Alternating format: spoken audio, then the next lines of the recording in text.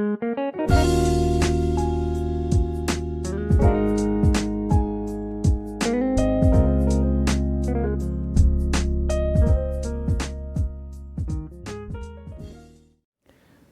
everyone, back with another session, the last one on poems for comprehension.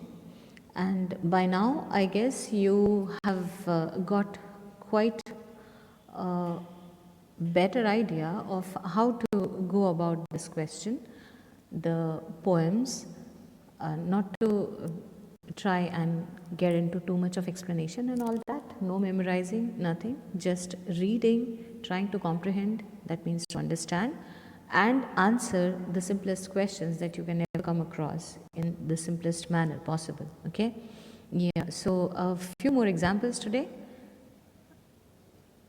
Yes, this is On His Blindness by John Milton.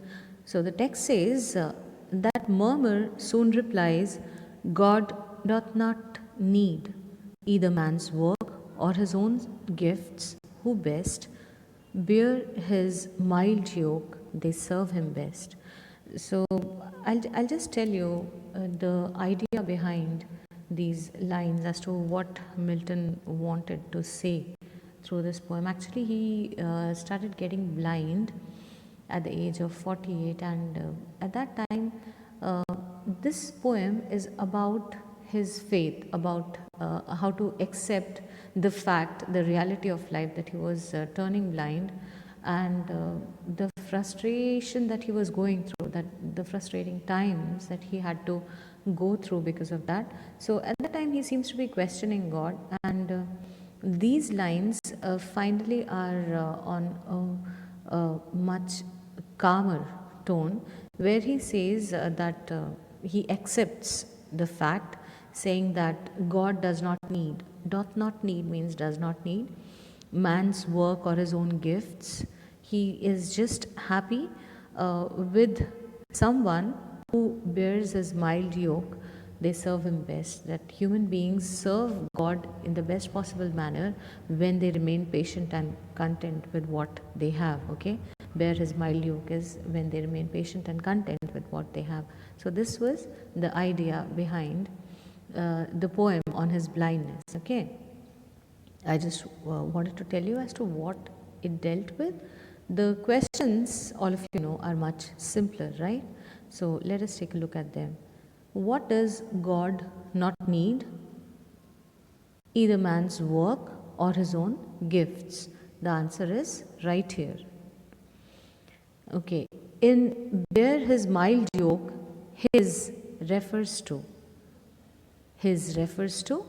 God's mild yoke. Okay, so God's, we have to write apostrophe S.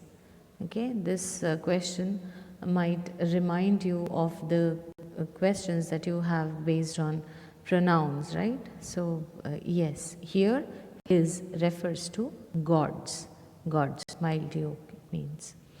How do they serve the God? They serve him best. Okay, so that is the answer here. They serve him best. Now let us look at the other one, Home They Brought Her Warrior Dead by ALFRED, Tennyson. The text is, rose a nurse of 90 years, set his child upon her knee, like summer tempest came her tears, sweet my child, I live for thee. This is another beautiful poem by Tennyson, where the gist is a lady gets, or her husband actually, who was a soldier, his body is brought home, okay, who's dead. The warrior is dead now, and when she sees her husband's dead body, she doesn't know, she all of a sudden turns into a state of shock. She doesn't know how to react. She seems to be completely immovable. She seems to be all stoned at that very moment. And people around start worrying that if she doesn't say anything, if she doesn't respond, then it might cause more harm to her, okay? That might affect her in a very bad manner. So this particular stanza here, it says that when such a thing was happening, when the people all around could not bring her to react, and they started getting worried about her response, a nurse of 90 years of age, she got up and got her child, the warrior's child, upon her knees, okay, made the child sit on her knees, and like summer tempest came her tears. Tempest is a storm. So the tears on looking at the child came storming out, okay. She just started crying at that very moment, and she uttered these lines, "Sweet my child, I live for thee." So at that very moment, she is brought back into reality where she was completely stoned. She is brought back into reality looking at the child, and then she makes up her mind saying that, "For you, my child, I shall live." Okay, so that is what these lines mean. Now let us look at the questions here. How old was the nurse? The nurse was 90 years old. Direct answer needed. 90 years old. Her tears are compared to dash, summer tempest. Okay, like summer tempest. So that's a comparison, a direct comparison. Summer tempest is the answer. Who does the mother want to live for? For her child. So the mother wants to live for her child. Okay, I would expect you people to follow the type of answers that have been mentioned here. So these are all direct answers. Instead of getting into all the pains of writing a complete sentence and then placing the answers somewhere at the end of the sentence or here or in the middle, just go for direct answers so as to cut down on the time and on any sort of confusion that might possibly be created. Okay. All right, let us move on to the next one then. Here, the English language by Harry Hemsley. The text says, some words have different meanings and yet they are spelt the same. A cricket is an insect. To play it, it's a game. On every hand, in every land, it's thoroughly agreed. The English language, to explain, is very hard indeed. Now, well, this particular stanza and this particular poem, I guess, reminds you of of homonyms, right? Where you have words with the same spelling and the same pronunciation, but they mean different. Okay, so here the example given is cricket. The poet says that some words have different meaning, yet they are spelt the same. For example, cricket here is an insect, and when we start playing it, it becomes a game. So there are other words as well that come to my mind as of now. For example, light. Yes, L-I-G-H-T, light. When we might say the book is light. Okay, so at that time it turns into an adjective, right? Like the lamp. Okay, so when we say here, it turns into gives a different meaning, right? As a verb, turn the light on. Okay, so here we are talking about light as a noun. So there are many such words. For example, watch. All right, watch out, or you can watch the match at 7 in the evening. So that's watch. You're wearing a wonderful watch. That's another watch. Though both the words have the same spelling, have the same pronunciation, but they have various different meanings. So you can come across a number of such words, right? So here the poet speaks of homonyms, to be precise, where he speaks about such type of words. Okay. Then he says that on every hand in every land, it's thoroughly agreed. The English language, to explain, is very hard indeed. And this is something that all of us at some point of time feel that everybody says that, everyone realizes this, that that English as a language is pretty difficult to understand. So it gets quite tricky at times. So you need to be all the time referring to the dictionary or referring to the proper books so as to get a proper hold of that language, right? So this is all that the poet wants to say here. Now, what have different meanings yet spelt the same? So some words have different meaning. So answer is some words in English. What have different meanings yet spelt the same? Some words in English is the answer. A game which is mentioned in the above lines is cricket, right? So all of you know about it so well with the IPL on as of now.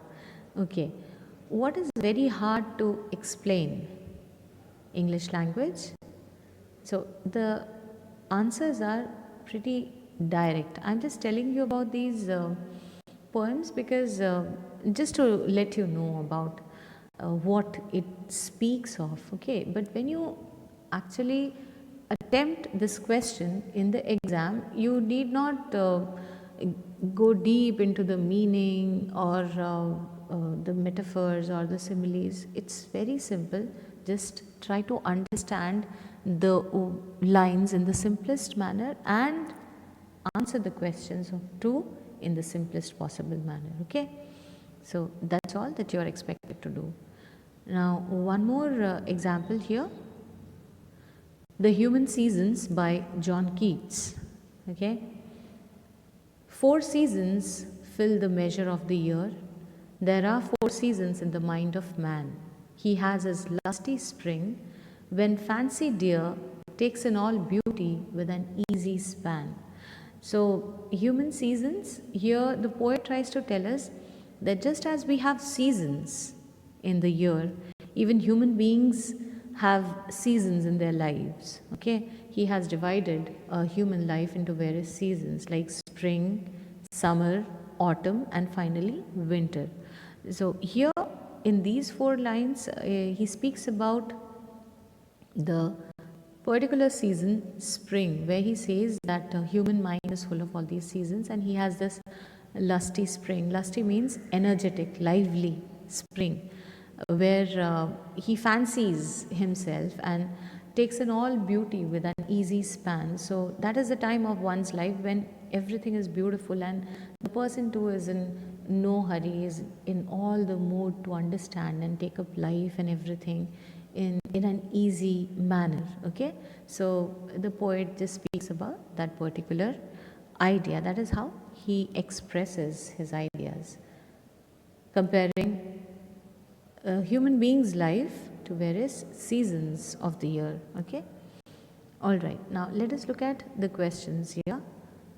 How many seasons are in the mind of man? 4 seasons, okay? Yes. The season mentioned in the above lines is spring.